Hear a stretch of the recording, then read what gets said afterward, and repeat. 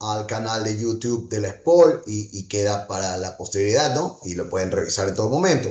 Posee un doctorado en maestría en oceanografía por la Universidad de Southampton en Inglaterra, es oceanógrafo de la SPOL, se desempeñó como director general del Instituto Público de Investigación de Acuicultura y Pesca, actualmente es asesor científico de la Cámara Nacional de Pesquería, así como de diversas empresas pesqueras y agrícolas. Es autor, coautor, editor y coeditor de más de un centenar de artículos publicados en revistas nacionales e internacionales. Tenemos también a la doctora Nardi Díez, doctora en biología por la Universidad de Alcalá y bióloga egresada de la Universidad Central de Venezuela. Es profesora en la SPOL, donde ha enfocado su labor de investigación en el estudio de proteínas con diversas aplicaciones, especialmente en el ámbito ambiental.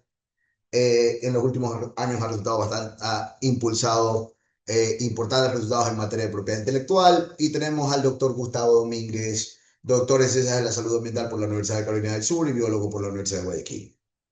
Actualmente es profesor de la carrera de biología de FCB y es director del Laboratorio de Contaminantes Emergentes. Su trabajo se centra en el estudio de contaminación plástica en ecosistemas marino-costeros, tanto continente como en las Islas Galápagos. Bienvenidos a todos, nuevamente muchas gracias por estar aquí a todos y muy especial gracias a nuestros presentadores del día de hoy. Las preguntas eh, son al final y también son siempre por el chat, las pueden ir haciendo al momento incluso que presentan los investigadores, pero las tomaremos todas al final. Entonces, bueno, con eso le doy la palabra al doctor Franklin Ormaza. Bienvenido, doctor Ormaza. Todo suyo. Bueno, Todo suyo para la presentación. muchas gracias por haberme invitado, gracias por compartir, permitirme compartir con ustedes algunas ideas, más que ideas, experiencias de las cuales pueden salir algunas ideas. Doctor Ramírez, solamente para contextualizarme en el formato, ¿tengo cuántos? ¿10 minutos para presentarlo? Sí, doctor, máximo No 10 le, minutos. no le escuché. Sí, Sí, hasta 10 sí, minutos, doctor. 10 minutos, exactamente. Cada uno tiene Ya, 10 entonces minutos. voy, si me permiten, para compartir. Sí, Voy a compartir unas, unas diapositivas. eh,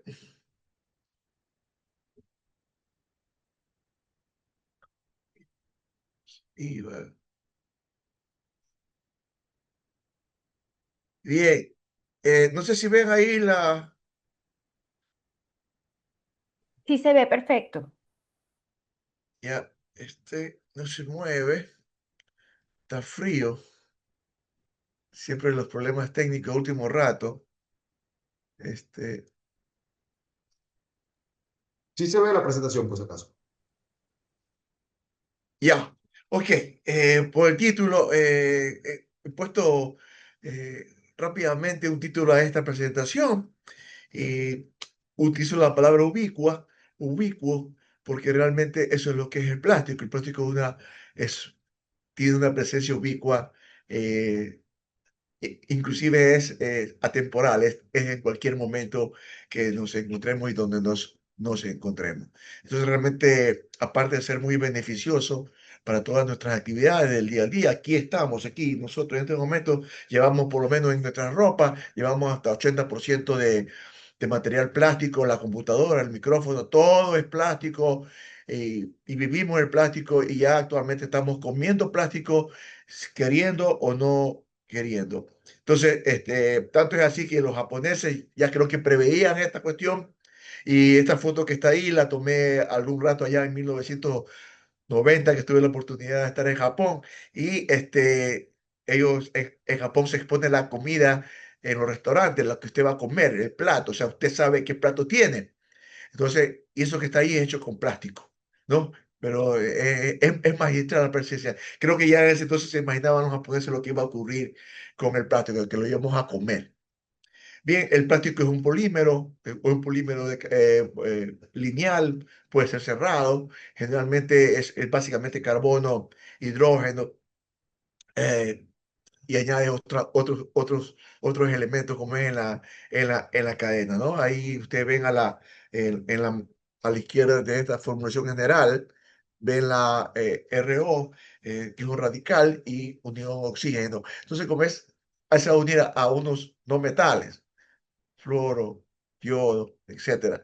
En términos general, la producción del mundo es alrededor de 270 millones de toneladas métricas por año, y esto se va distribuyendo de la forma que más o menos indica la curva. Entonces, los mares están recibiendo 8 millones de toneladas métricas por año. No, aproximadamente. Para mí puede ser más.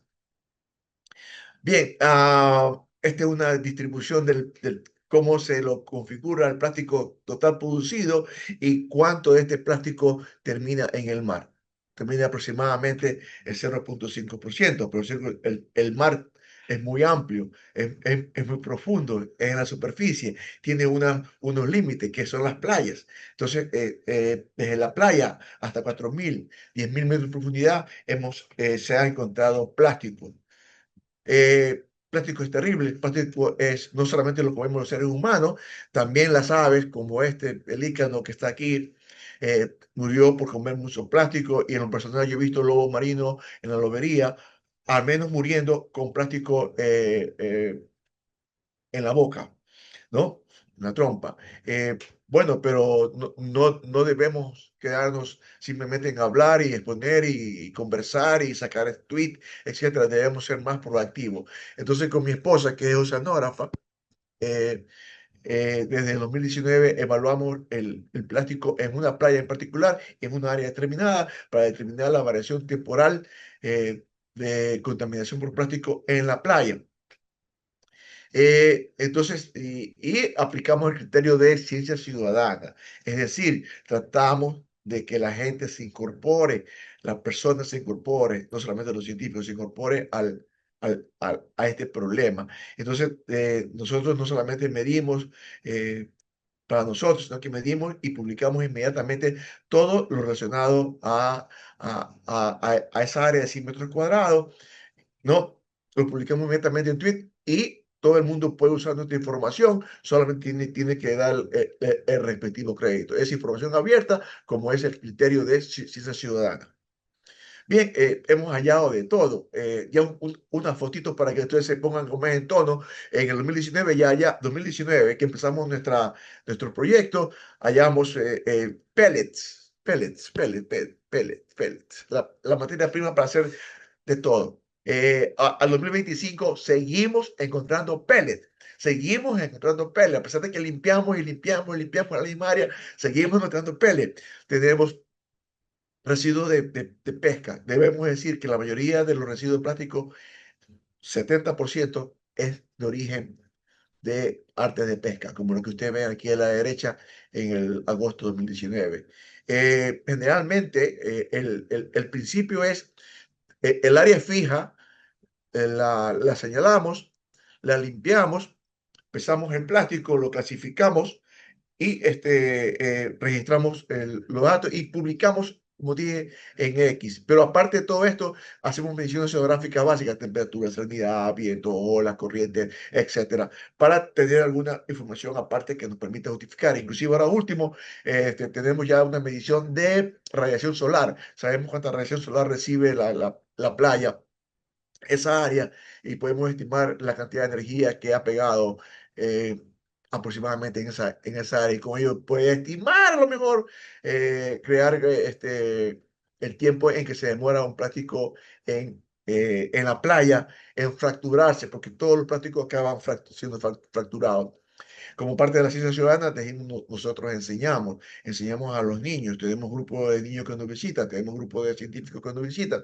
Si hay mucha bulla, lo publicamos en X, cuando hacemos bulla, ¿no? Mi esposa, que también es oceanógrafa del Sport, da una pequeña introducción. Explicamos a los niños lo que es oceanografía, lo que hacemos, etcétera, etcétera.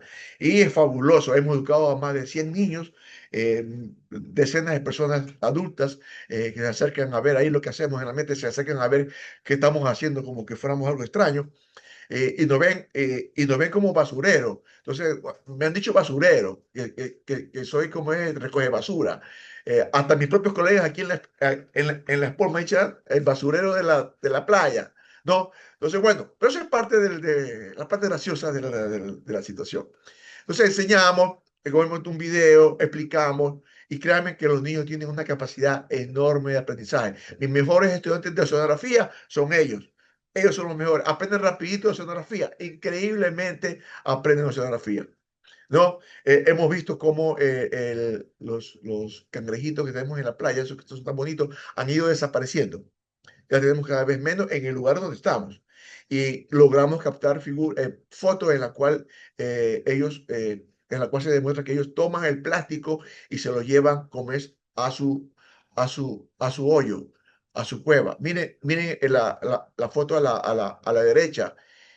Lo cogimos con el plástico llevándose al hoyo. Aquí está el hoyo, ¿no? Y a la izquierda, la tapa negra, se la quería llevar, pero era muy pesada. Bueno, entonces eso está causando, no sé si la desaparición, pero la verdad que hay menos cangrejitos rojos, ¿no? Aquí están los datos. Durante 5 años, 2019, 2025, la cantidad de visitas y lo que hemos recogido y el tipo de plástico predominante, ¿no? Como ustedes ven, la, la, la cantidad de plástico recogida ha estado en ascendencia, ¿no? Es increíble. 2025 todavía falta, creo que va a ser menos, pero ha ido en ascendencia y hemos recogido aproximadamente en promedio. Ya calculamos, tenemos la tasa de 150, 160 gramos por pero 1.600 gramos por semana por cada 100 metros cuadrados. Es decir, que salen como 100 para 100, sale como 160 gramos por semana. Y eso es, repito, porque el área nos permite, el tipo de investigación que hacemos nos permite calcular la tasa de contaminación de acumulación. Pero aparte de eso, hemos tenido la suerte de trabajar con los franceses, un grupo francés, el ARI, en enero del 2024 vino el ARI, se hizo un crucero oceanográfico que tiene otros resultados con respecto al niño, pero aparte también se hicieron inversiones en el famoso Nautilus y se bajó aproximadamente hasta 4.000 metros de profundidad. Y oh sorpresa lo que encontramos frente a la costa de Esmeralda, porque esto es más o menos frente a la costa de Esmeralda, que está un poquito acá al norte, ¿no? Esta área. Acá está la estación D, que es donde estamos nosotros, en la playa. Y tenemos datos, en primer lugar, de 6 años continuos de evaluación de plástico en un lugar fijo que casi no hay.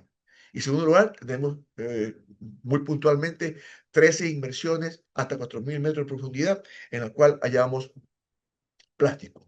Y es increíble. Aquí les muestro unas cuantas fotos. Aquí, por ejemplo, la foto de abajo, aquí tenemos la famosa tarrina. Esa tarrina que inclusive la usaba un expresidente para comer durante su viaje, ¿no? La típica que todos hemos usado. Todo lo que estamos aquí hemos usado esa tarrina para comer. Aquí la funda a un lado. La funda, como es típica de cualquier tienda de la esquina que usa ese tipo como es de funda. La hemos encontrado a 3.925 metros de profundidad. Hemos encontrado sacos, hemos encontrado cosas, plásticos que aquí no producimos. No tenemos evidencia que producimos lo que está aquí, el sunflower cracker, pero lo hemos encontrado, ¿no? Lo cual aumenta el número de origen, el input de los plásticos que tenemos en las playas. ¿Y qué hemos hallado? Básicamente hemos hallado que lo que se ve en la playa, lo que se ve en la playa es lo que se ve allá abajo. Es decir, podemos imaginarnos, eh, científicamente me refiero, a que en cualquier playa del mundo, lo que usted ve en la playa seguramente lo va a ver allá abajo. Entonces, hemos contaminado el mar de manera dramática. Entonces, la idea que se propone aquí es ciencia ciudadana como un mecanismo de concientización, de ayuda de limpieza en este caso a las playas y al mar, pero sobre todo que la gente adquiera conciencia y que no se quede solamente con la conciencia, sino que actúe de manera proactiva.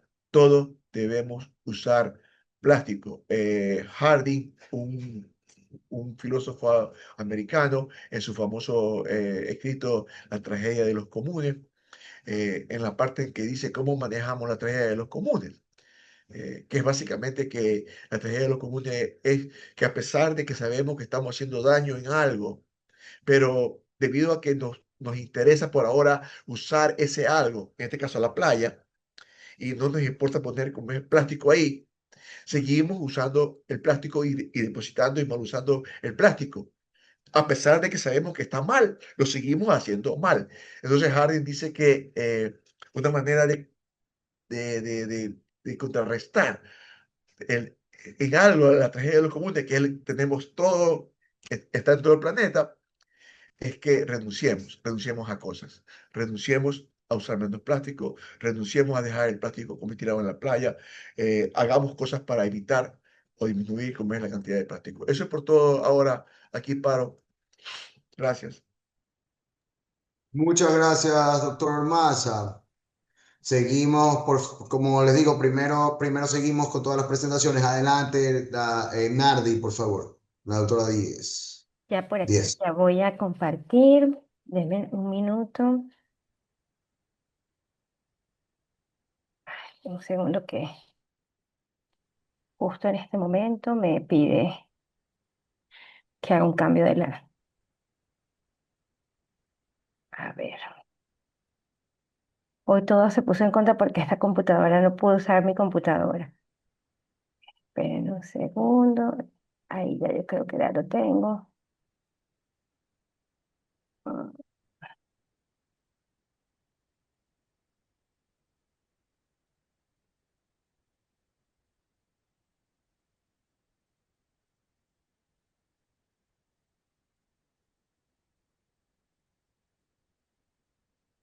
a ver si puedo compartir ahora.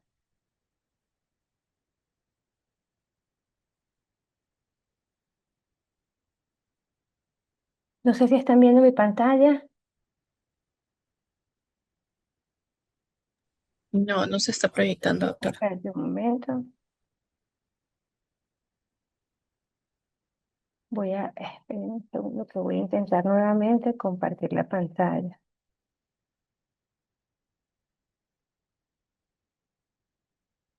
A ver. Uy, cambié de computador porque mi computadora no quería unirse y si no voy a tener que cambiar, espérense un segundo, déjenme intentar nuevamente a ver si aquí puedo compartir.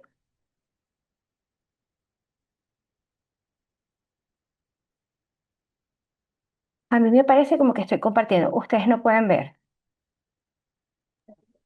No, no está cumpliendo. A ver.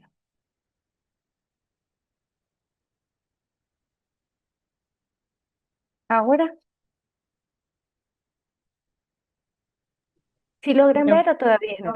no, todavía no. No, todavía no. Es que creo que no me aceptan.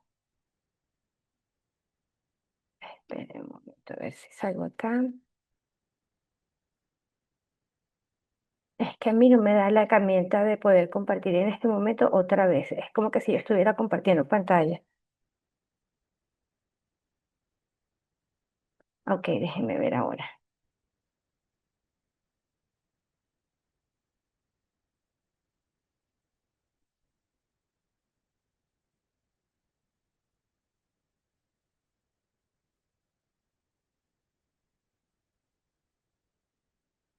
Ok, creo que ahora sí voy a poder. A ver.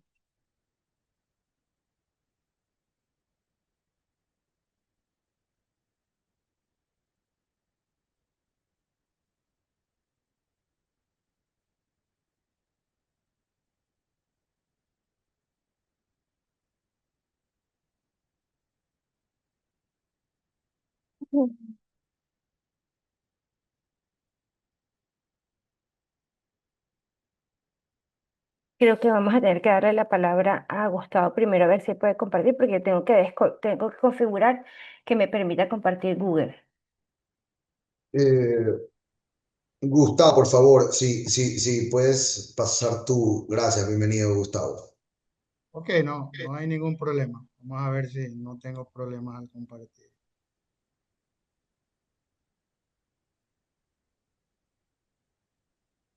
¿Listo? ¿Pueden ver lo que estoy compartiendo? Sí, podemos ver, gracias. Perfecto. Bueno, muy buenos días a todos. Mucho gusto de estar acá. Gracias por la invitación. El tema que traigo hoy es un tema, una de las aristas que tiene la macrobasura marina antropogénica, que actúa como un vector de organismos invasores.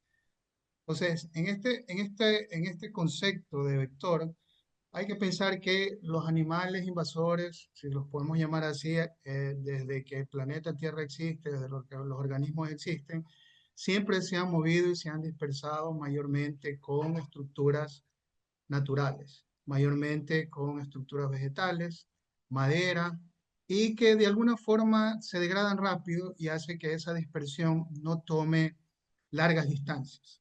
Con la introducción y el uso del plástico, como explicó el doctor Ormaza, que el plástico es ubicuo, está en todos los lugares, este plástico ahora sirve como una plataforma, como un puente para llevar organismos a largas distancias, como les voy a enseñar en un ejemplo que traigo hoy día.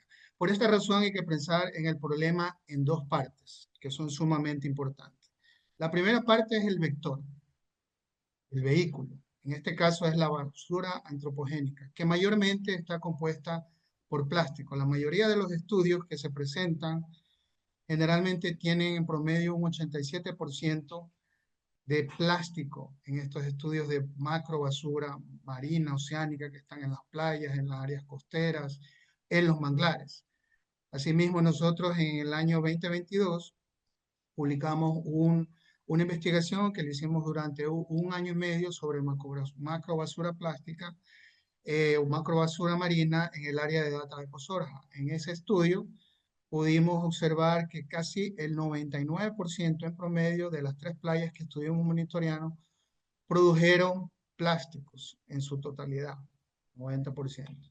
Aquí ustedes observan una fotografía en la parte de arriba, es una fotografía tomada de la isla Puná, como ustedes observan, es la playa Bella Vista, está llena de plásticos, creo que es la playa más contaminada de plásticos que hay en el Ecuador. En algún momento del año llegan a tener hasta 12 ítems por metro cuadrado, cuando lo normal, vamos a decir, es que haya 0 ítems por metro cuadrado. O sea, en el estudio del 2022 nosotros llegamos a obtener en promedio basura por metro cuadrado o ítems por metro cuadrado alrededor de 2 o 3 ítems por metro cuadrado. Subirse a 12 ítems por metro cuadrado es bastante grande. Y como les decía, esta basura ayuda a que los organismos puedan viajar.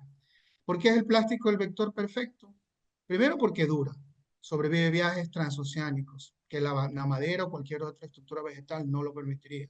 Asimismo, puede ayudar en ese viaje transoceánico a la supervivencia de las generaciones de organismos que pueden presentarse, porque hay que acordarse que los organismos que viajan en estos grandes pedazos de plástico o basura marina en general, tienen un ciclo de vida corto y su reproducción es bastante rápida.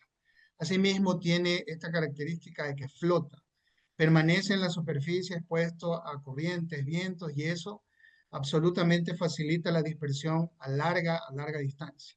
Y finalmente, como bien explicó el doctor Ormaza, es ubicuo. El plástico está en todo lado, presente en todos los océanos, mares del mundo, ríos, lagunas, aguas interiores, en la cima de las montañas, en las profundidades, en la fosa de las Marianas, Kermadec, en la Antártida, donde uno pueda pensar, están los plásticos. Y es así que estos plásticos sirven como puentes, puentes artificiales que unen los continentes. Entonces, esa era la primera parte. En la segunda parte hay que pensar en los pasajeros. En este caso son los organismos invasores. Estas especies son especies no nativas que al ser introducidas a un nuevo ecosistema podrían causar un daño ecológico o no. Y también podríamos pensar en el daño económico, sí o no, dependiendo si estas especies invasoras se arraigan y se establecen en un nuevo ecosistema. ¿Cuál es el mecanismo por el cual estos pasajeros viajan en estos pedazos de plástico? A través de la bioincrustación, como ustedes ven en estas fotografías. Aquí tenemos una caña gadúa que está cubierta por algún tipo de alga que ya está seca, porque esto lo encontramos en una playa, y también hay percebes, como ustedes observan ahí. Esta fue siempre la vía en cual los organismos se dispersaban, la vía natural, encima de madera, encima de pedazos naturales que puede producir el planeta Tierra. Acá tenemos otra fotografía de animales que se han incrustado en metal. Y finalmente tenemos la nueva versión de cómo los organismos invasores viajan a grandes distancias. Aquí tenemos una cajita de polipropileno expandido y ustedes pueden observar que tiene muchos organismos incrustados. Hay mejillones, hay lapas, hay estos percebes, que son esos volcancitos que a veces las personas que no tienen mucho conocimiento de los organismos costeros, suelen llamar, están incrustados en esta cajita. Y esos son los viajeros bastante comunes, los briozoos, cirrípedos, moluscos, conchas, caracoles, algas que pueden viajar a grandes distancias. Y como decía anteriormente, usando estructuras naturales era como las especies viajaban hasta mediados del siglo pasado, cuando empezaron a ver reportes de este movimiento de las especies utilizando a los plásticos. También me imagino que se debe de conocer que hay 5 giros en el planeta, los cuales tienen islas de basura, y en estas islas de basura hay una concentración muy grande de, primero obviamente de plástico, segundo de especies que viajan en el mar y se ven o buscan estos pedazos de plásticos para poder viajar de un lado a otro. Y a veces sin querer invaden ciertos lugares. Entonces, aquí les voy a hablar de un ejemplo un poco más dramático, porque estoy hablando en que probablemente el plástico como transporte va a tomar mucho tiempo, cientos de años, miles de años para llegar de un lugar a otro. Sin embargo, en el 2011 hubo un evento bastante importante, el tsunami en Japón. Obviamente es un evento no planificado que ocurrió porque son cosas que ocurren en la naturaleza, estas catástrofes. Este tsunami arrastró millones de toneladas de escombros provenientes de la isla de Japón hacia el Océano Pacífico, y esto desencadenó este evento llamado rafting biológico, que lo podríamos llamar, traducir como una dispersión oceánica. Entonces fue una dispersión transoceánica masiva, sin precedentes, que por primera vez se pudo documentar. Aquí estoy citando el trabajo de Thierrol y sus colaboradores en el 2018. Se ve el mapa de la costa oeste de Estados Unidos. Ahí han determinado 4 bioregiones, incluyendo la quinta, que sería el mapa de las islas de Hawái. Entonces, en esos lugares llegaron objetos como muelles, botes, boyas, que fueron de alguna forma improvisados por los organismos para poder llegar a las costas de Estados Unidos.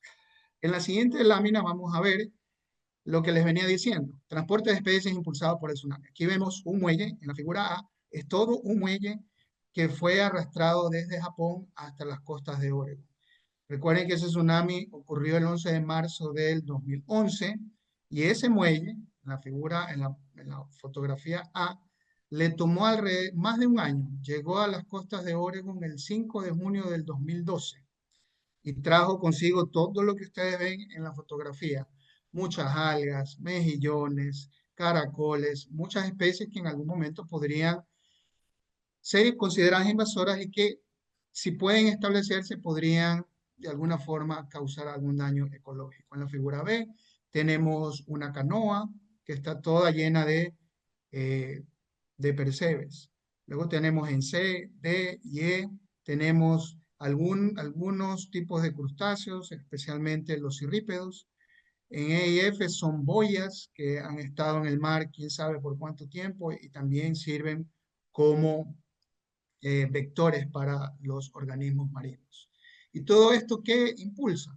Impulsa esta dispersión de la fauna en este año, que fue aquí catalogado por Carton en el 2017. Ellos estiman, perdón, que más de 280 especies marinas fueron transportadas desde las costas del Japón hacia las costas de Estados Unidos. ¿Y cuál es el problema que puede ocurrir? Estos impactos ecológicos, algunos riesgos. Puede haber competencia, nuevas especies pueden llegar y superar a las especies nativas, no tienen un depredador, se imponen por los recursos, el espacio, alteran la red trófica local y puede haber problemas hasta económicos en algunos casos, si hablamos de pesca artesanal.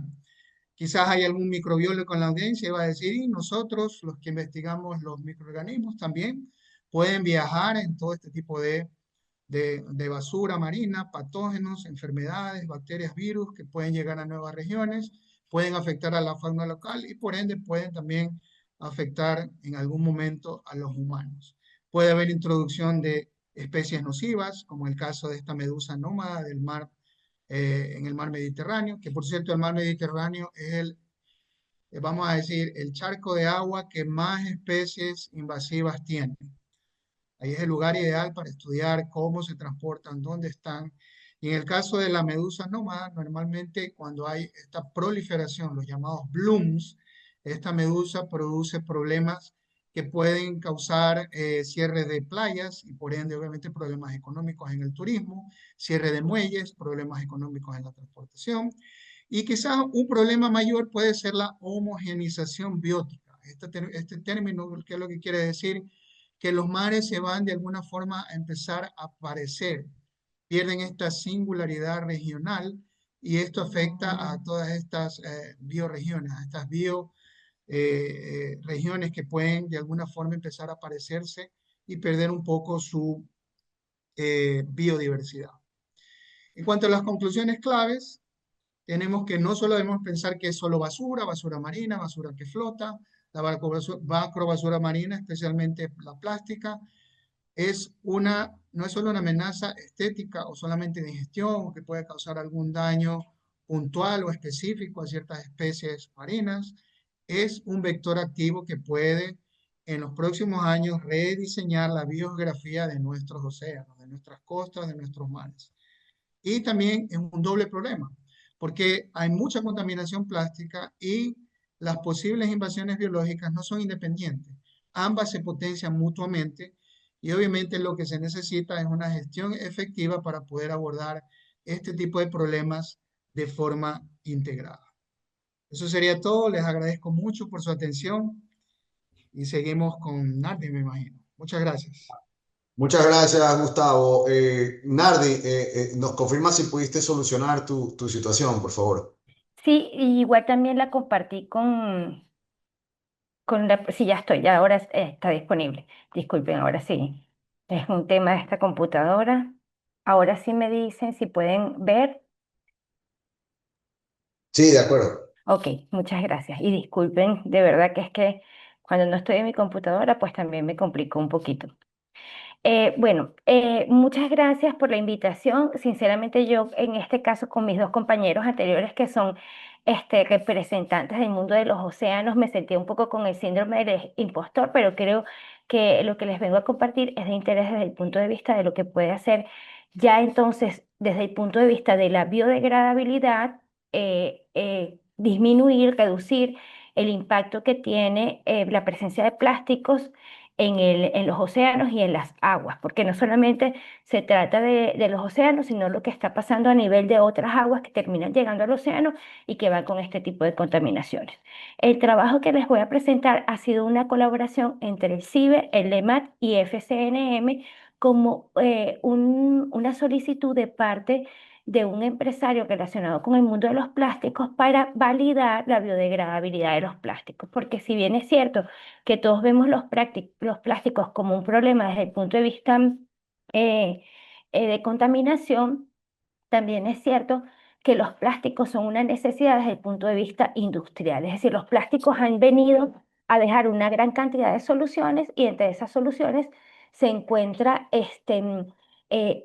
la practicidad, la elasticidad que tienen estos materiales y además de eso, cantidades de familias que están relacionadas con el mundo de la producción de plásticos, que ante una eventual salida completa de los plásticos se quedarían sin trabajo. Entonces, lo que nos preocupa al final de cuentas es mantener unos recursos hídricos libres y estables, limpios, estables, y evitar la contaminación, que en el mundo sabemos que aproximadamente un 80% de las aguas residuales se vierten en el ambiente sin ningún tipo de tratamiento, y esto afecta a los ecosistemas acuáticos y a la salud humana. Hay una escasez de agua a nivel mundial porque aproximadamente 2.000 millones de personas viven en países que experimentan estos niveles de estrés hídrico, y se espera que esta cifra aumente en función de cómo se comporten el tema del cambio climático.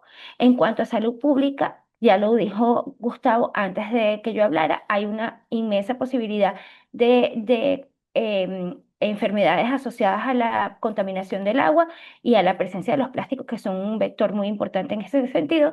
Y el impacto económico que tiene es que la contaminación del agua puede elevar costos económicos, afectar sectores como es la agricultura, la acuacultura y la pesca y el turismo, y en especial en el caso de los océanos, pues este impacto es bien importante en estas industrias, y por lo tanto, entonces no solamente es una industria de plástico, sino unas industrias posteriores que también se ven afectadas por este tema. Mis compañeros también mostraron que hay una afectación, una presencia de plástico, y nosotros tenemos este ejemplo que todos los ecuatorianos un domingo en la mañana están deseosos de probar un rico encebollado, pero detrás de ese encebollado lleva una cantidad de plásticos de un solo uso bastante elevadas, que puede causar una contaminación importante desde el punto de vista de manejo de estos plásticos. Aproximadamente de plásticos bueno, del total de los plásticos no salió en esta diapositiva, pero tenemos unos 520.000 toneladas de plásticos anuales, de las cuales de plástico de un solo uso que presentan 260.000 toneladas. Disculpen que se fue hacia atrás. Lo importante en todo caso es que Ecuador sí está tomando medidas al respecto, y existe una legislación que se postuló, pero todavía no se está poniendo en marcha con respecto a los materiales plásticos de un solo uso, en el que se dieron dos planteamientos. El primer planteamiento es que el plástico de un solo uso pase a ser adicionado en un 70% en el material reciclado, que de tal manera que le demos la oportunidad de que sea reutilizable, o porcentualmente o totalmente, o que cumpla con la característica de 100% de biodegradabilidad. Al observar estas posibilidades nos encontramos con algunos escollos desde el punto de vista de la empresa, porque la empresa, cuando se le plantea hacer una adición del 70% de material reciclable, como este es un material extremadamente liviano, los recolectores no se ven atraídos a la recolección de este material. Además, tenemos que adicionar que normalmente estos materiales están sucios, tienen alimentos, entonces portar este tipo de material es mucho más complejo que, por ejemplo, las botellas PET o las tapas, que para ellos en volumen sí les resulta interesante al momento de venderlas. Este material no cumple con estas características, y también en un trabajo asociado con el grupo vimos que la reciclabilidad trae otros inconvenientes, es decir, necesitan unos procesamientos más fuertes para lograr conseguir que se pueda reciclar este material. En cuanto a reutilizarlo, tienen que aparecer innovaciones para su reuso, y entonces se plantea el 100% de biodegradabilidad, que es donde nosotros nos insertamos a tratar de evaluar cómo se da este proceso de reciclabilidad o de biodegradabilidad. La última noticia que encontré antes de esta exposición, y que quería que ustedes lo vieran porque sigue siendo esto entonces un conflicto, porque desde 2022 se está hablando de la posibilidad de ejecutar esta ley, pero la verdad es que las noticias dicen que nada frena el plástico en un solo uso en el Ecuador, y que sigue estando presente, y es lo cierto, pues todavía no se ha implementado una norma, ni tampoco se ha puesto ningún tipo de multas ni nada. Lamento que estas diapositivas se vean así, pero lo que quería era mostrar que los océanos están altamente impactados por la presencia de estos plásticos. Fíjense, cuando nosotros hablamos entonces del el proceso que nosotros quisimos evaluar, lo que se hizo fue tomar las tarrinas que les mostré inicialmente y se pasaron por un proceso de fotooxidación, que consiste en una exposición durante 300 horas a luz ultravioleta para lograr aproximadamente la condición del plástico como si estuviera 2 meses en el ambiente. Una vez que teníamos estos plásticos, nosotros pasamos a un proceso de toma de estas muestras y preparación para que pudiéramos iniciar un inóculo de microorganismos en condiciones similares a las ambientales. ¿Qué quiero decir con esto?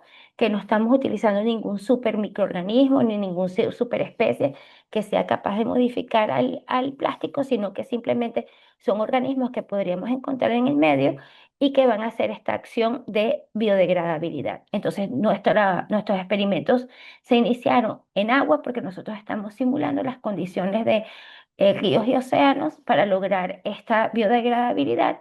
Y en un periodo de 2 años nosotros fuimos evaluando cómo estas piezas de plástico fueron cambiando su conformación, de tal manera que evaluamos la pérdida de densidad o del peso, también el grado de colonización por los microorganismos, es decir, si los microorganismos se incorporaban a este material y lo estaban utilizando como su fuente de nutrientes. Esto lo hacemos en un medio limitado de otros nutrientes y por eso ellos atacan principalmente el plástico.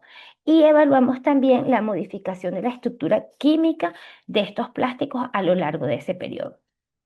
Ustedes pueden ver acá que nosotros, los materiales se conservaron en este tipo de agitaciones, son unas agitaciones suaves durante todo el tiempo que se hizo el proyecto y nosotros hacíamos una evaluación microscópica de lo que estaba sucediendo. Aquí se puede ver un ejemplo de cómo los microorganismos están colonizando la superficie del plástico y de la ruptura de los enlaces. Si ustedes se dan cuenta aquí, pues los enlaces recuérdense que estos plásticos son porosos, son como que si tuvieran muchos poritos y cuando nosotros vemos que se han incorporado colonizando el plástico y que han roto estas estructuras que son más fuertes, las han ido rompiendo. Aquí otro ejemplo que les traje para que pudieran ver cómo se ve claramente la ruptura de los enlaces o de la estructura, más que de los enlaces, de la estructura del plástico original y cómo también la densidad va cambiando y entonces nosotros tenemos más posibilidad de ver la luz, es decir, la luz pasa a través del material y lo observamos porque se ha ido expandiendo y se ha ido degradando este material.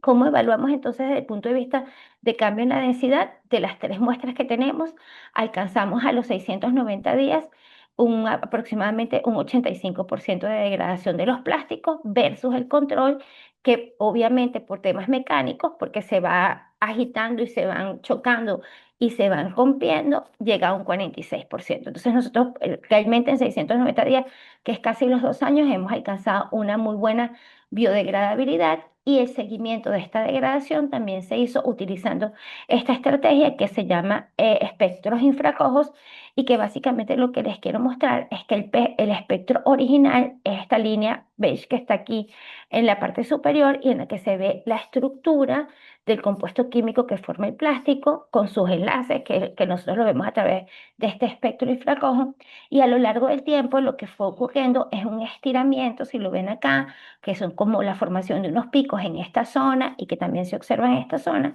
y que se deben a una incorporación de oxígeno en la estructura del plástico. En la medida que los microorganismos interactúan con el plástico, ellos para poder tomar los carbonos como fuente de carbono en su degradación, ellos lo que hacen es oxidarlo. Y en este proceso de oxidación incorporan oxígeno en estas zonas y es por esto que se da la modificación, por lo cual nosotros estamos viendo realmente una modificación de la estructura química original versus a una modificación por efecto de la oxidación. Entonces, estos resultados para nosotros son prometedores, acompañan a la empresa a la hora de incluso hacer modificaciones porque los plásticos originales pueden tener catalizadores que favorezcan el proceso de biodegradabilidad. Cambian en la composición, insertan moléculas que son similares a los almidones o almidones como tal, hacen el mismo plástico, pero ese plástico es más susceptible a ser degradado y esto acompaña a que se siga produciendo, se siga teniendo el material, pero que este material al final no se permanezca en el ambiente el tiempo que conocemos que puede mantener. Eh, eh, yo les traje como punto final que definitivamente es importante y creo que lo hizo mucho énfasis al principio el doctor Omarza y yo lo vuelvo a decir, si no medimos, no podemos documentar y no podemos garantizar es hasta qué grado se da la desaparición o la aparición de ciertos contaminantes. Entonces, también es bien significativo en los plásticos, que son una amenaza importante para los cuerpos de agua y en especial para los océanos, que nosotros tengamos la posibilidad de evaluar estas opciones que garantizan que el material por lo menos no se mantenga en el tiempo, tal como señalaba. Y este tipo de acciones yo creo que se están haciendo en muchas partes del mundo y Ecuador no se queda atrás. También a través de las industrias está tratando de hacer estos cambios. Muchísimas gracias. Aquí está mi contacto. Yo me mantengo en el CIBE y les doy muchas gracias por la posibilidad de participar el día de hoy. Muchas gracias a los tres presentadores. Realmente muy, muy interesantes sus presentaciones. Y ahora vamos a empezar con la ronda, con las preguntas del público. Entonces, me gustaría, por favor, las preguntas, por favor, ponerlas en el chat y yo las leeré. No sé si José Romero está levantando la mano para una pregunta. Por favor, escribirla en el chat y de esa manera vamos avanzando, ¿no?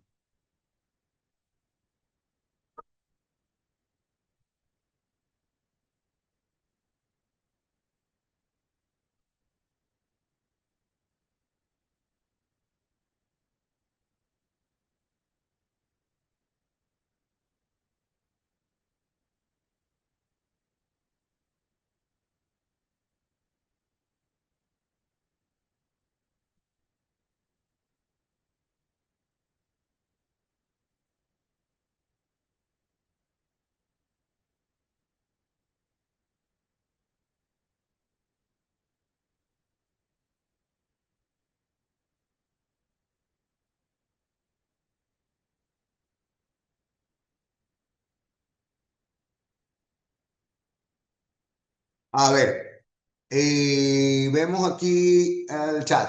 A ver, Nardi 10. Yo tenía una pregunta para el doctor Massa respecto a la presencia de plásticos foráneos. ¿Cuánto han conseguido ya en Costa? Gracias por la pregunta, pero no la entendí bien. ¿Podría por favor repetir? Eh, Voy a abrir un momento el micrófono. Yo quería saber si, así como mostraste que habían plásticos foráneos en el fondo, si en Costa ustedes están también observando estos plásticos que vienen, que no son locales, que vienen de otros países.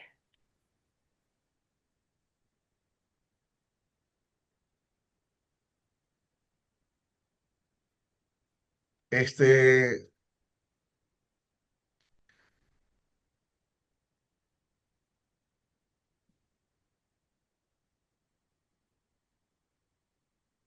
Adelante.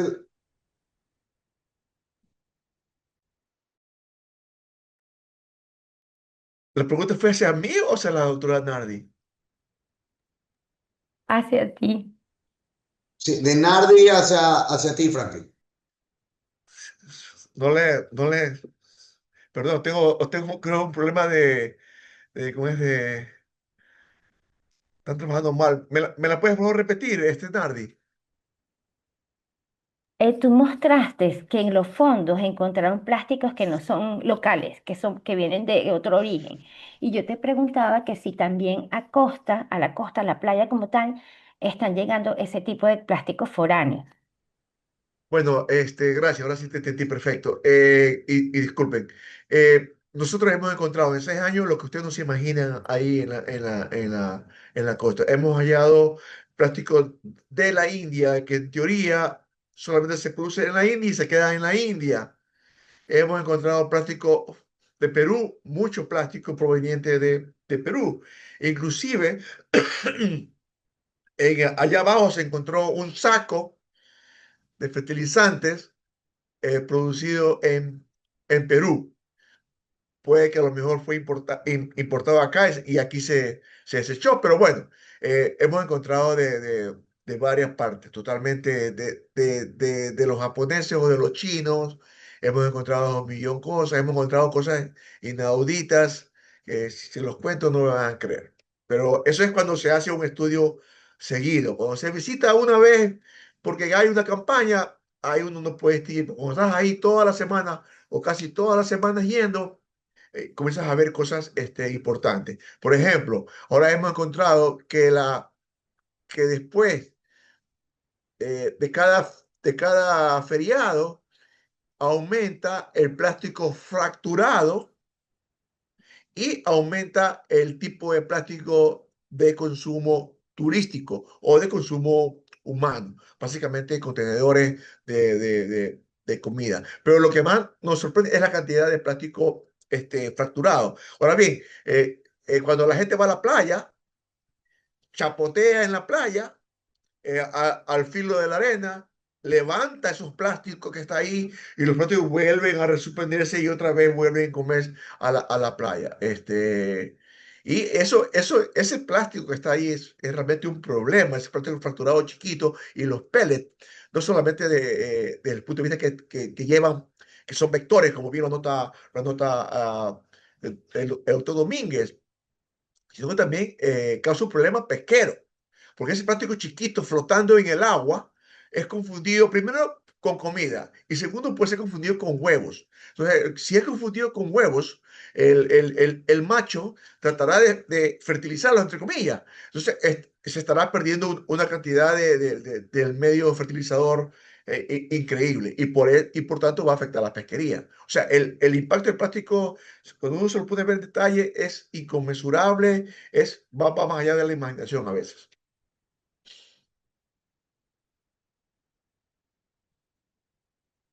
No sé si respondí o... Ok, gracias. Muchas gracias, Franklin. Ahora Ok. tengo, a ver, tengo Jorge Cuellar, Ángel. ¿Han hecho metagenómica de los microorganismos que predominan en la degradación de plásticos? ¿Quién quiere tomar esta pregunta? Nardi, por Soy favor. yo. Ajá. Este es un experimento controlado, por lo que nosotros hemos hecho metagenómica, porque recuerden que nosotros tenemos en el CIBE un banco de microorganismos que son producto de la bioprospección que nosotros hemos venido realizando por años, yo y otros grupos mismos que dentro del CIBE, que hemos trabajado con estos temas, y nosotros lo que hicimos fue una selección de microorganismos con actividades específicas que nos parecían que eran importantes. Los microorganismos son microorganismos que se consiguen normalmente en muestras de suelo o de agua y son principalmente bacilos y hongos. Todos están identificados genéticamente porque yo lo que preparo es un consorcio y de ese consorcio hago un inóculo en el plástico y ya los tengo identificados.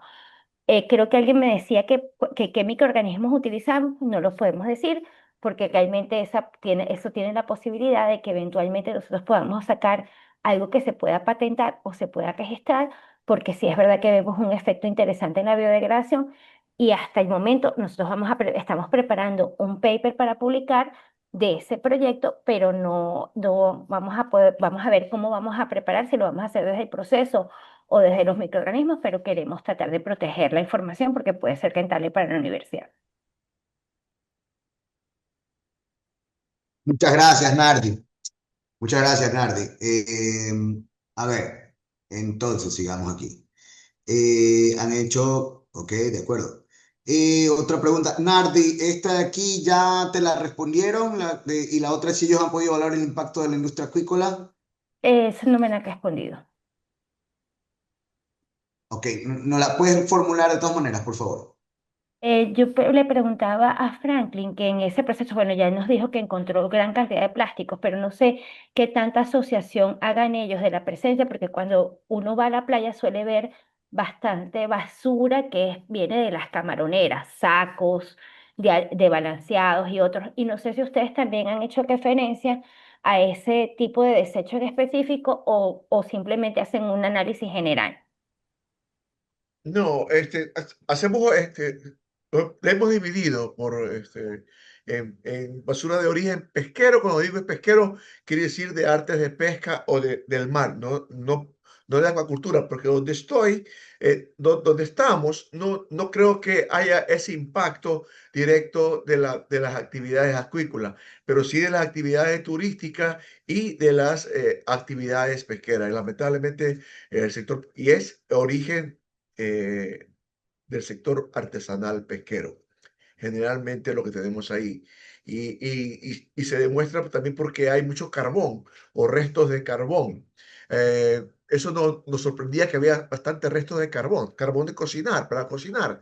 Entonces nos enteramos de que los pescadores artesanales llevan un cuenco donde ponen el carbón para calentar la comida o cocinar, básicamente. Y simplemente determinado carbón lo arrojan al agua, el carbón no usado. Entonces, ahí es importante la cantidad de carbón. Siempre nos sorprendió, dice, ¿de dónde salió este carbón? Entonces, averiguando con los amigos pescadores, esa es una manera, es una costumbre, es un modelo, no es costumbre, es la parte operativa del sector pesquero artesanal. Entonces, y siempre está asociado, más carbón, más restos de, ¿cómo es? de artes de pesca. Y básicamente un resto importantísimo, que es nylon. El nylon es sumamente fuerte, es casi incorruptible, bueno, casi no, pero es permanente, no es el polietilén, ¿no? Que es más degradable. Pero bueno, entonces el tema es así, tenemos sector pesquero, sector como es turismo. Es increíble cómo la cantidad aumenta a la semana siguiente después de un feriado. Muchas gracias, Franklin. Ahora tenemos la siguiente pregunta de José Romero. Para Anar, ¿qué métodos de identificación están disponibles? O, bueno, en Ecuador somos capaces de identificar micro o nanoplásticos. ¿Qué microorganismos usaron en el experimento de la doctora Nardi? ¿Fueron editados genéticamente para poder degradar el plástico?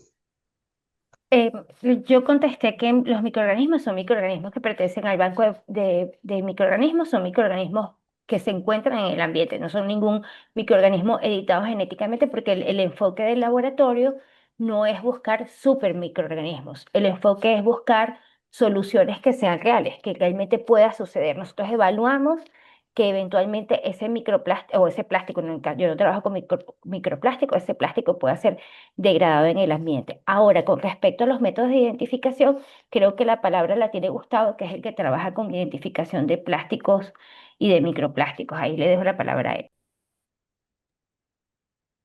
Muchas gracias, Nardi. Sí, en Spol actualmente podemos nosotros estudiar microplásticos hasta 300 micras. Hay que recordar que los microplásticos van desde 0 micras hasta 5 milímetros. Entonces es un rango bastante amplio y lo hemos dejado hasta 300 micras porque es bastante fácil poderlos identificar, ver su tamaño, su forma, su color, etcétera. Abajo de 300 micras es un poco más complicado. Entonces, hemos trabajado en un proyecto en conjunto con el INOCAR, que tiene un laboratorio en Galápagos. Ellos tienen allá unas máquinas que utilizan fluorescencia infrarroja perdón, espectroscopía infrarroja para poder identificar químicamente, hacer el análisis polimérico y saber de dónde vienen estos pequeños fragmentos, estos microplásticos. En cuanto a los nanoplásticos, actualmente en conjunto también con el INOCAR y como pertenecemos a la red de estresones marinos costeros de Latinoamérica y el Caribe, la Remarco, hemos venido trabajando algunos años en unos protocolos para poder hacer los estudios tanto de microplásticos en arena, en agua, y actualmente estamos trabajando lo mismo, pero para nanoplásticos. O sea, plásticos menores a 20 micras en adelante, o sea, para abajo, perdón. Todavía no está este protocolo disponible. Los otros protocolos que estoy hablando están disponibles en la página de Remarco, son públicos, porque para eso se los trabajó.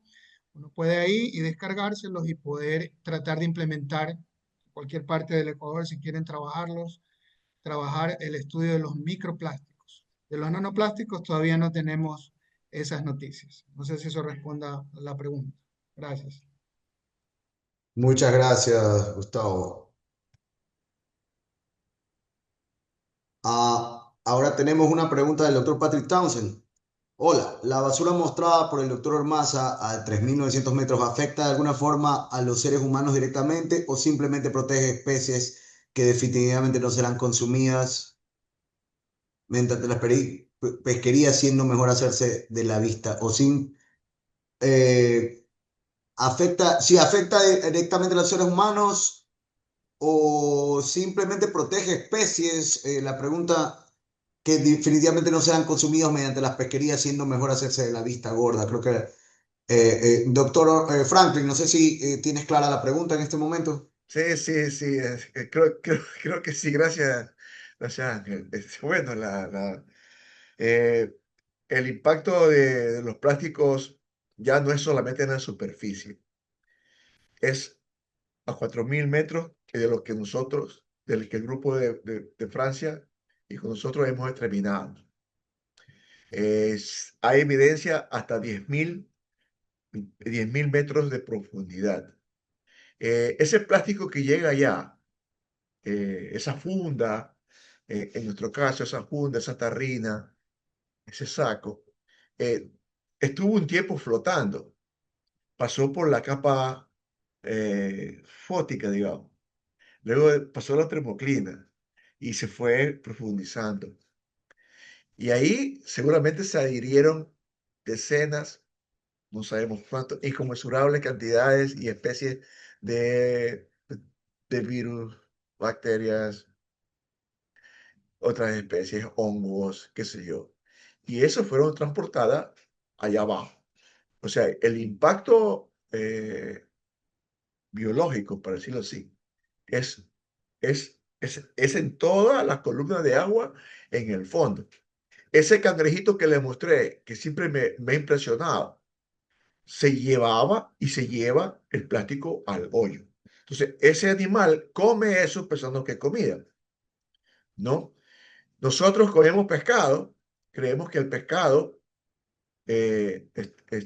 está chévere, está bien. El pescado va, hay pescado que comemos que se llama pescado bentónico o pescado demersal, como la corvina, la cherna, qué sé yo. El bentónico, el camarón que tanto le gusta a Townsend, la langosta que llora, le gusta mucho a Townsend. Eso consumen lo que está debajo en el sedimento, lo que está en la columna de agua. Consume ese plástico que digo que flota y vuelve.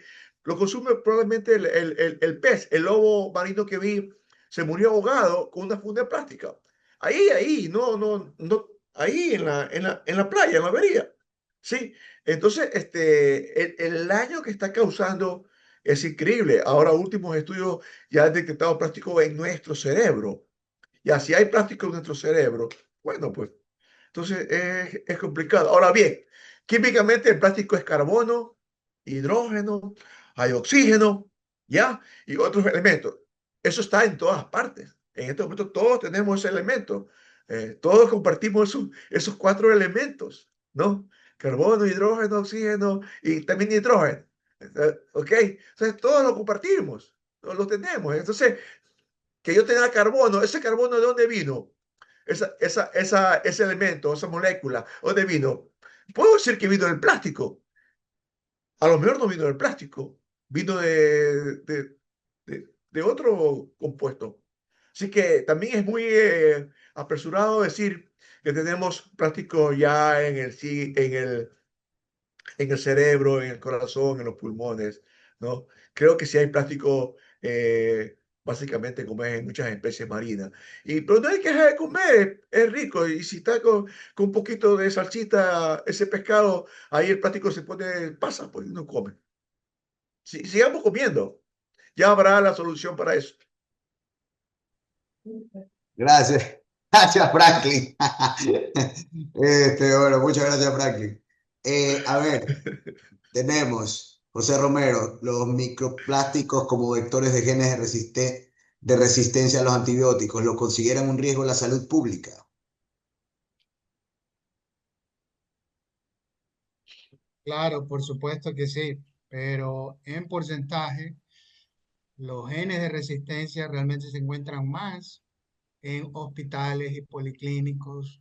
O sea, la probabilidad de que un microplástico que está en un cuerpo de agua, ya sea el océano o un cuerpo interior de agua dulce, pueda de alguna forma pasar a los humanos es bastante baja. No quiero decir que no ocurra, puede ocurrir, pero los genes de resistencia a antibióticos mayormente se encuentran en los hospitales y por eso se forman estas enfermedades no autosomiales. Entonces eso hay que considerar, pero sí es una buena área para poderla estudiar y quizás en algún momento crear un plan de prevención que demuestre que eso ocurre y podría trabajarse de esa forma.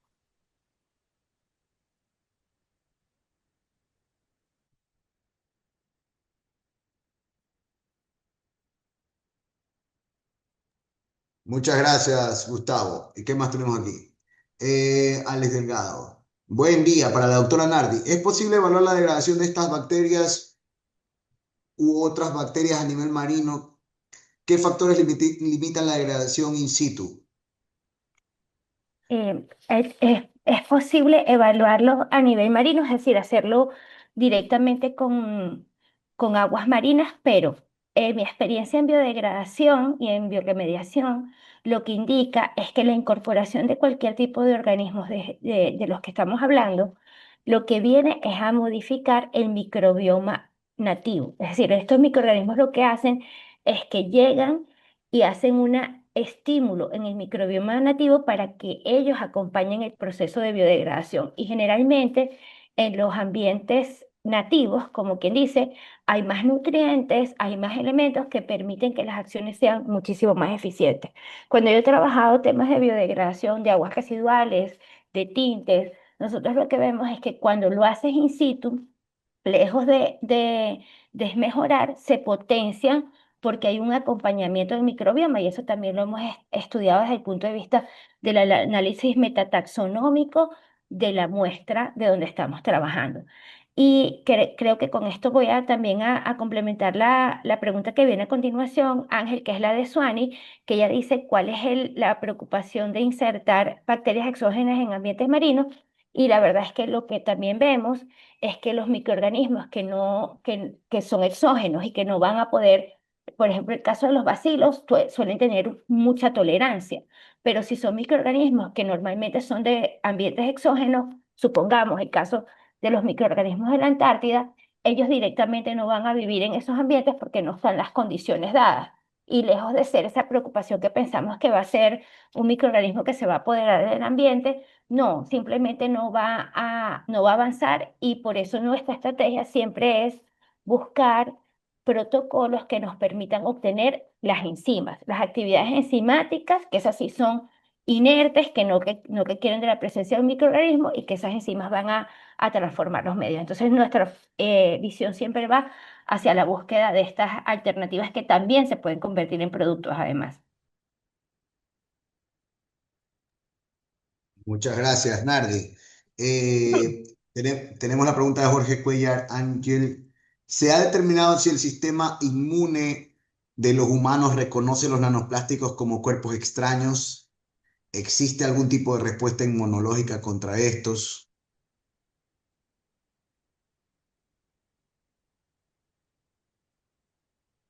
Me imagino que eso lo domina Gustavo, porque es como del área que él trabaja.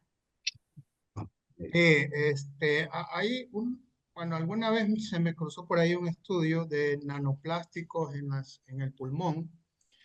Eh, pero en realidad el tema no iba por ahí porque estaban estudiando alguna otra cosa y se encontraron que los nanoplásticos de alguna forma también pueden provocar inflamaciones y eso sería una respuesta al sistema, que el sistema inmune se activa. Pero en realidad no estoy seguro. Podría decir aquí que no sé, que es más fácil, en vez de inventar alguna respuesta que no conozco. Claro, creo que eso no es mi área de experticia, pero justo estaba en un congreso de análisis del ciclo de vida yo en abril. Y justo una de las cosas que se está trabajando en mi área en análisis de ciclo de vida es indicadores que puedan cuantificar esto. Y es un tema que está en estudio justamente, porque ni siquiera se entiende exactamente cómo los microplásticos afectan a la salud humana, si es como efectivamente una respuesta inmune o es un efecto más físico, ¿no? Como el del asbesto, ¿no? Que es como que dice que va cortando, ¿no? Eh, Entonces son cosas que todavía justamente se están estudiando en este momento, ¿no? Yes. Esa es una buena analogía porque en el caso del asbesto se incrusta en el alveolo y no lo puede sacar ni el mago Mandrake. Y ahí Así obviamente es. empieza una activación del sistema inmune que hace que los alveolos se inflamen, se produzca mucha mucosidad y la persona como que va perdiendo su capacidad respiratoria porque se llena de mucha flema porque quiere hacer la expulsión el pulmón de esta partícula. Por ahí sería más Sí. o menos, pero Pero son cosas que están en estudio en este momento, están en justamente. estudio, exactamente, están en estudio. Sí, Y Sí, y debe especialmente ser muy, debe ser, en las personas que trabajan, porque asimismo en el asbesto la mayor parte de los estudios se hicieron en las personas que trabajan en un lugar donde usan asbesto, por ejemplo, de los astilleros. En el caso de los nanoplásticos, estos estudios se están haciendo obviamente en las industrias que utilizan el plástico, las plastiqueras. A ver qué puede pasar ahí. Perdón, doctor Román, se puede seguir. no, no, yo decía que debe ser sumamente challenging, retador, como es determinar este tema de relación plástico con sistema inmunológico, visto desde el punto de vista de inflamación, porque la inflamación ocurre en cada momento. Después de un rato vamos a comer y ese almuerzo nos va a inflamar más o menos, dependiendo de qué tipo de comida comamos. Aquí todos nosotros estamos en un sistema de acondicionador de aire que debe tener una cantidad enorme de bacterias, hongos, qué sé yo, y esto nos causa inflamación, ¿no? Vamos afuera y los ojos tenemos una cantidad de material suspendido en el aire que nos causa inflamación en los ojos. En fin, o sea, vivimos en un constante estado de inflamación. Determinar debe ser sumamente difícil. Bueno, y yo digo, bueno, ya, ok, tenemos el impacto. Es visual, es horroroso. No, no, pero ¿qué hacemos? O sea, yo quisiera que aquí tenemos a muchos estudiantes, sobre todo gente joven. ¿Qué hacemos? O sea, eso es lo que hay que hacer. O sea, sabemos que ya está ahí el mal, pero ¿qué hacemos para disminuir? Porque no se puede evitar. Porque si queremos renunciar al uso del plástico, tendríamos que pasar, primero, desnudarnos aquí todos y sacar toda la ropa que tenemos, porque todo esto tiene plástico, ¿ya? Para empezar. Y no debemos comer, porque también hay plástico. Entonces, habría mucho que renunciar. Sí, estamos en un problema de la tragedia de los comunes, que le sugiero a los estudiantes que lean la tragedia de los comunes, que es la tragedia de cualquier recurso. ¿Cuál es la tragedia de los comunes, por ejemplo, en la playa, con respecto al plástico? El, la playa es un recurso que tenemos ahí. Y ese recurso no solamente es esto aquello que consumimos, es lo que usamos, lo que nos da, digamos, nos hace satisfacer necesidades. Entonces, si vemos a la playa y vemos que tiramos ahí el plástico, estamos agrediendo al recurso. Estamos agrediendo al recurso. Y sabemos eso. O sea, la tragedia es esa. Sabemos que estamos agrediendo y sabemos que estamos dejando este mundo cada día peor para la gente que vive atrás de nosotros. Entonces, ¿qué hacemos? O sea, por lo menos tenemos que comenzar a renunciar de cosas pequeñas. De cosas pequeñas tenemos que comenzar a renunciar. Por ejemplo, el agua es otro recurso. Aquí, todos los que están aquí, todos los que estamos aquí, yo les aseguro que todos ustedes usan más de 100, más de 300 o 400 litros de agua por día. Todos ustedes. ¿Sabes cuánto necesitamos? 150 litros de agua por día. O sea, renunciemos, pues como comencemos a renunciar el uso innecesario del agua. Bajémosle a la ducha. Todos ustedes se vayan una vez al día, lo cual no es necesario. ¿No? Entonces, comencemos a renunciar. Lo que tiene que llevarse a la juventud de aquí, los jóvenes estudiantes, es que tenemos que comenzar a renunciar de ciertas cosas que sobreusamos. Por ejemplo, los plásticos los sobreusamos. Ahora ya no usamos en la casa, no usamos cucharas de metal como usábamos siempre. Porque ahora es lo que desechamos, porque es más rápido, porque no lavo los platos o algo así. Y usamos, o sea, tenemos que comenzar a este, a renunciar a estas cosas. Eso del plástico de un solo uso es terrible, terrible, mal usado, ¿no? Entonces, ¿qué hacemos? Yo quisiera a eso, quisiera que, de mi lado al menos, que los estudiantes, la gente joven, es que darle esa pregunta. ¿Qué hacemos? Ya sabemos que nos mata, ya sabemos que está en el pulmón, que está en el cerebro, y está bien que se investigue, está bien, se sigue investigando, pero ya sabemos, ya más no necesitamos para tomar acción. Esa es mi reflexión. Ángel, disculpa que me tomé algunos minutos quizás de más. Gracias. No, muchas gracias, Franklin. José Romero, ¿cuáles son los retos de implementar en el mercado plásticos biodegradables o sus alternativas? Bueno, ese, ese quizás es otro tema, ¿no? Y ojo, la biodegradabilidad es no es un asunto tan de blanco o negro, ¿no? O las alternativas, ¿no? Porque, eh, o sea, que sea biodegradable es una cosa, pero cuán biodegradable, ¿no? Y a qué nos referimos con biodegradabilidad es todo un tema, ¿no? Incluso todo, ¿no? Dependiendo, una de las cosas que cuando uno habla de plásticos de un solo uso, no es solo el material el asunto, es súper importante también el, el sistema de gestión de desechos o de separación, o lo que sea que tengas en la fuente. O sea, no es lo mismo tener una funda plástica de un solo uso en Ecuador que en Suecia, ¿no?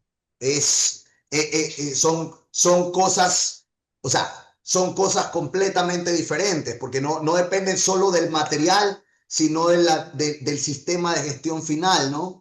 Entonces, son cuestiones muy sistémicas, ¿no? Hay un reporte de UNEP, ¿no? De acerca efectivamente de cuáles son la mejor funda, ¿no?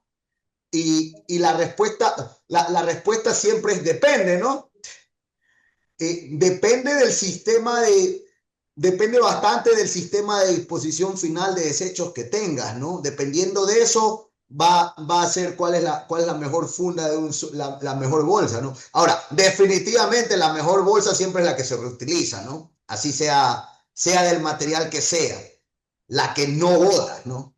O sea, si tú tienes una funda plástica, de esta plástica, de buen plástico, y la reusas y la utilizas 10 años, 5 años, lo que sea, ¿no? Y la cuidas bien, no se te pierde. Y la reusas y la reusas. Es de plástico, pero igual es mucho mejor que algunas otras cosas que pueden ser, en teoría, mejor que el plástico de un solo uso, pero si se te cae, si se te va a un mal sistema de gestión, pues ya tenemos problemas, ¿no? Entonces, depende mucho. Aquí tenemos lo que dice Nardi también. Como son emergentes los plásticos biodegradables, también hay un tema de costos. No todas las economías lo soportan. Eso es algo importante, ¿no? Y lo del sistema de gestión. Por ejemplo, cuando se habla de fundas compostables, no es que, no es que la dejo por ahí y se composta espontáneamente, no, tengo que tener el sistema para compostarla, ¿no? Entonces, no, la palabra, o sea, siempre está ligado a un sistema de gestión y de manejo que agrega complejidad al asunto. Bueno, en todo caso, en primer lugar, agradecer nuevamente a nuestros panelistas, Franklin, Nardi, Gustavo, excelentes presentaciones, muchas gracias por estar aquí. Gracias también a toda la audiencia. Aquí tenemos al decano del FinCM, gracias a todos los profesores, a todos los interesados en el tema. Y bueno, muchas gracias también al staff del Decanato de Investigación, a Jocelyn y compañía por ayudarme en la gestión de estos Sembrando Ideas. Y bueno, y con esto cerramos el Sembrando Ideas del día de hoy. Muchas gracias a todos. Les recuerdo que esto estará subido en la plataforma o sea, en el canal de YouTube de la SPOL. Muchas gracias a todos, ¿ah? Gracias, Gracias, gracias. hasta luego. Gracias. Hasta Chao. luego. Luego.